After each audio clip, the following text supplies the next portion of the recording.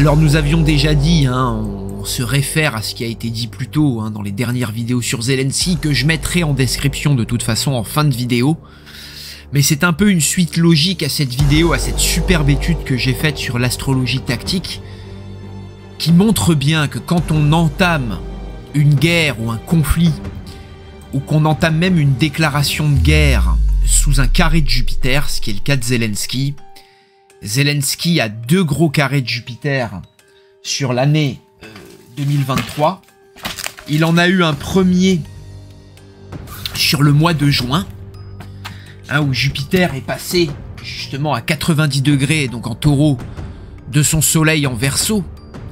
Et c'est vrai qu'un mauvais transit de Jupiter, globalement, ça se traduit par de la malchance, par une difficulté à accomplir ce que l'on veut.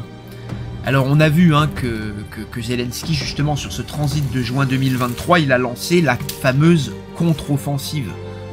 Alors là, quand on est astrologue et qu'on voit ça, on sait d'avance que ça va être une catastrophe et un échec patent. Alors c'est aussi cette période où il a eu beaucoup de revers par rapport à ses demandes faites aux États-Unis et à l'OTAN. L'Ukraine n'a pas rejoint de suite l'OTAN, ni l'Europe d'ailleurs, et il n'a pas eu l'aide militaire escomptée. C'est quand même, on le voit sur cette rentrée, une partie de l'Union Européenne, des pays de l'Union Européenne, mais vraiment une toute petite partie quand on regarde les chiffres, qui envoie de l'aide à Zelensky, quelques avions. Et comme on va le voir, Zelensky, il a une rentrée très dissonante. Alors là, justement, il est pris sur ce carré de Jupiter autour du 9 juin, 2 mois avant, globalement 2 mois après, aux environs. Donc c'est vrai que pendant cette période de juin, il lance la contre-offensive qui est un échec saillant. Donc Zelensky retrouve cet aspect du carré de Jupiter le 31 décembre, donc toute la fin de l'année, 2 mois et demi, 2 mois avant le 31 décembre et 2 mois et demi, 2 mois après, pardon. Donc on est vraiment sur une phase très large autour du 31 décembre.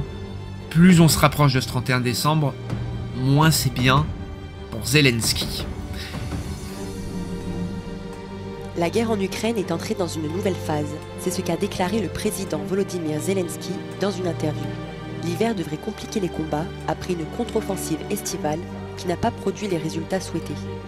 Et là, l'arrivée de toutes les planètes dans la maison 12 de l'OTAN, sur l'été, mais également, on va le venir voir sur Zelensky, qui a lui-même une grande maison 12 au natal, et là, il a beaucoup de lunaisons dans sa maison 12. Là, ça sent très mauvais, vu que la maison 12, c'est la fin, c'est la défaite, et là, on voit que ces prochaines semaines vont probablement signer l'arrêt de la guerre, en tout cas en Ukraine. Une temporisation, même si on risque de rentrer dans un conflit, à mon avis, assez long, géopolitiquement et mondialement. Parce que Poutine, il a un soleil conjoint Saturne, c'est quelqu'un qui va prendre le temps, et puis là, avec cette victoire-là, on voit qu'il va réussir sûrement à annexer donc les territoires qu'il a pris à l'Ukraine, ça, Zelensky va devoir faire une croix dessus.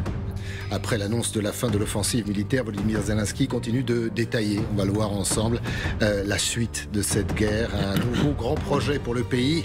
Il demande aujourd'hui à son armée de ne plus avancer, mais de rester sur ses positions, de les fortifier même. Pour lui, l'essentiel n'est plus d'attaquer, je cite, l'Ukraine doit aujourd'hui se préserver. Zelensky, qui hier a admis, pour la première fois d'ailleurs, que certains territoires occupés par les Russes, comme le Donbass, là, la tâche sera beaucoup plus difficile, voire impossible, faute à une population hostile.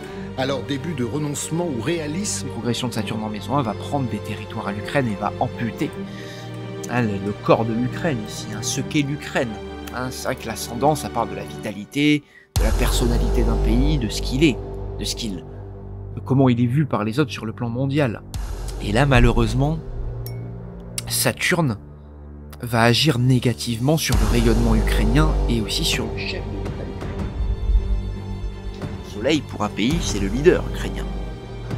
Donc là, il y a un vrai problème pour Zelensky, on le voit sur le passage de Saturne, donc entre Mars et autour de la fin de l'année, de novembre, ce qui coïncide justement avec le carré justement de Jupiter. On voit que là, le transit jupitérien dissonant, c'est Zelensky qui le fait.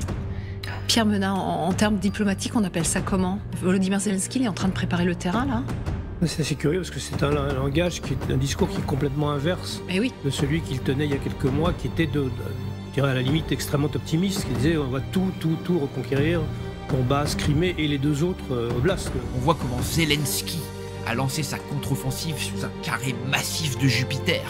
Un carré qui reviendra en orbe, comme je l'ai déjà dit, sur la fin d'année et qui marque sûrement une défaite finale des forces ukrainiennes et un encerclement de l'Ukraine par les forces russes. C'est dit oui, bon d'accord, on est en manque de munitions, mais surtout, on est en manque d'hommes.